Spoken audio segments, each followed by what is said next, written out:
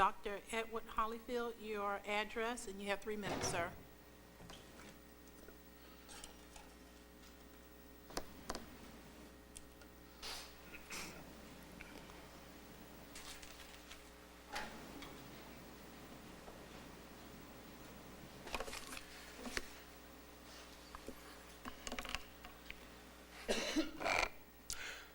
Dr. Hollifield, Longleaf Court. Lest we forget,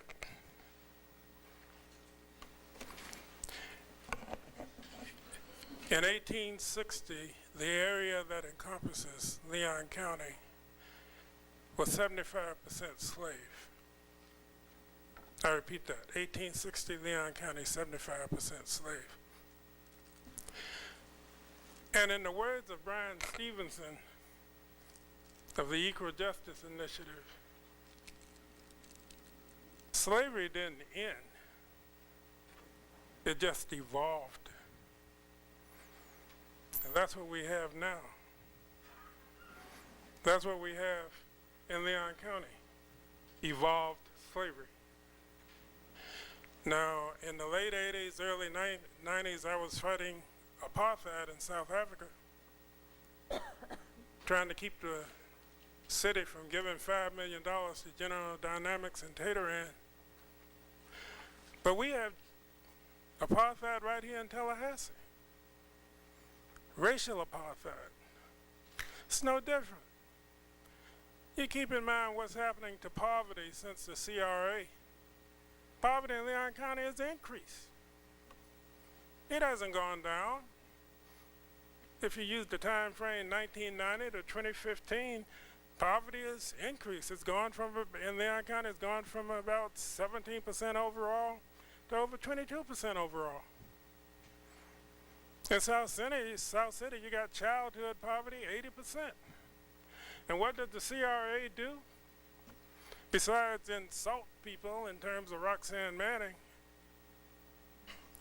the CRA passes on generational wealth overwhelmingly to white people. It maintains generational wealth as opposed to generational poverty for black people. Why would Ron Sachs be getting thousands of dollars in CRA money? Why would the Doubletree Hotel get almost $1 million with Mad Dog Construction doing the work? That's not in the best interest of the community. And it may be a somewhat diversion, but on the south side, it's just the opposite. We gave $1.5 million to Big Bend Cares. That takes property off the tax rolls. That's no appreciated value. That's a not-for-profit. That means the value goes to zero from the standpoint of property taxes. That's what y'all do in the black community. You take property off the tax rolls. So I think there's a lot of deceit here.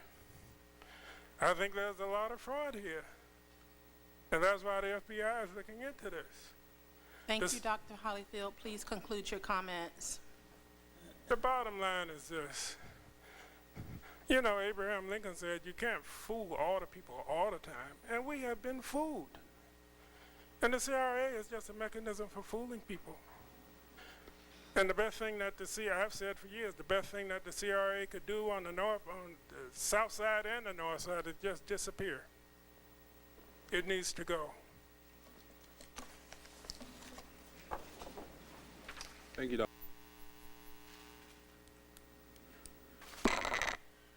Dr. Irwin Jackson, 1341 Jackson Bluff. I'm opposed to continuing the downtown district CRA. I'm opposed to any CRA and working very hard with the state to terminate CRAs statewide. Why? Because there's too much corruption in all CRAs.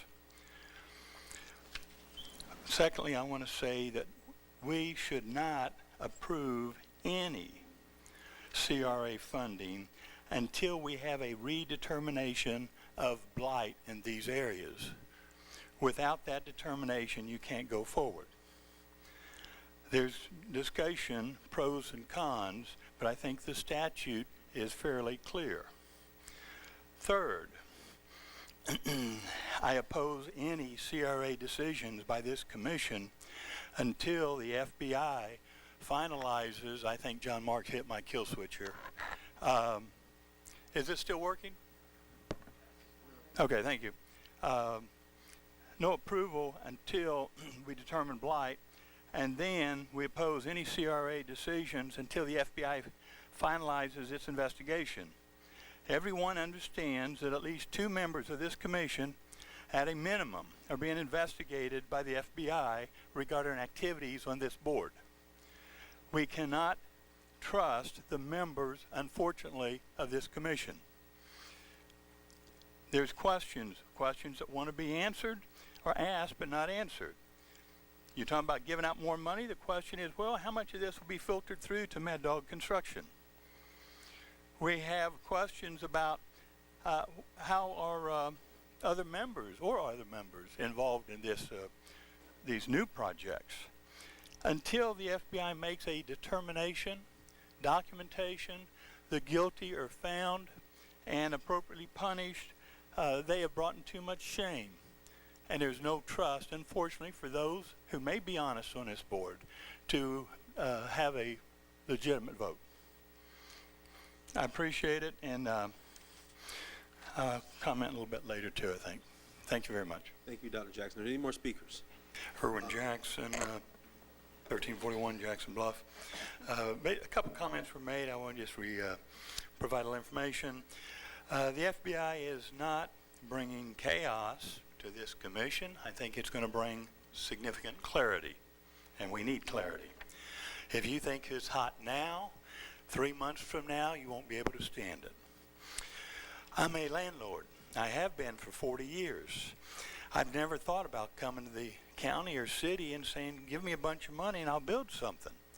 I would think that if you're going to do that, we ought to be doing it on the south side, blighted areas.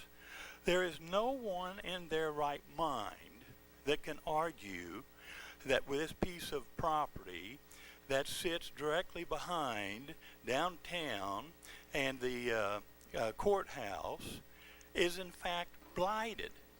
How many million did they pay for this little blighted piece of land? If it's really blighted and real cheap, I'll buy it. But I bet it's pretty darn expensive. The question on CRA, it drives me nuts. It's like, you folks are acting like this land is never going to be developed if we don't give these developers money. Do you think North America doesn't have enough money to spend another $10 million? Of course they do. Would this guy like to have however many million you're giving? Of course he would. But if he wants a project, kind of like I've done in 40 years, let him pay for it. You're looking at all the information and documentation you've gathered over time, and the bottom line, I didn't hear anything about the number of student properties that have been put out of business thanks to your votes. How many apartments have been out of business now? Well, those are all local people that's been paying your taxes and now paying increased property taxes in the city and increased taxes with the county. These properties will grow without the CRA. The sooner we can close it down, the happier I'll be. It'll be better for the entire community. We talked about it's lifting the boats. Well, it sure is. Lifting the boats of the rich, the well-connected, the lobbyists, but not for the public. Not for us working on the south side, not lifting my boat. One other thing. On all these contracts, we have an attorney over here. I think he needs to write a clause. A clause should say, on all these contracts, that no commissioner, his family, or related businesses should be able to get jobs, a job, contracts, or subcontracts from the millions that's being spent. I would also throw in, we don't want to see commissioners getting subsidized housing as well. We have an attorney that could certainly write that up. I would hope they would. Another thing we might try the city commission, the county commission, and this body needs a serious ethics ordinance that they can follow. Obviously, there is a lack of any type of ethics understanding, setting aside criminal activity. Just the ethics would be improvement. Dr. Now, Jackson, hopefully, could you please conclude we'll your have comment? the city ethics ordinance be rewritten to actually put some teeth back in it after it was gutted by the city attorney. I appreciate it, appreciate your patience, and thank you very much.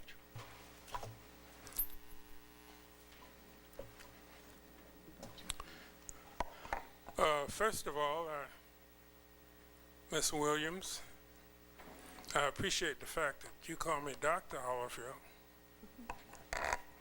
because Roxanne says she is no longer going to call me Dr. Hollifield, that I don't deserve the title.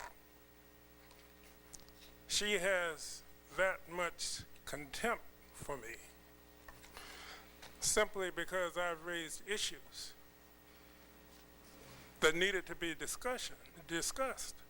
Everybody knows that they dump all that pollution on the black side of town. And when I raised it in regard to Big Bend Cares, the people at DEP said if I hadn't told them, they would have never found out about it.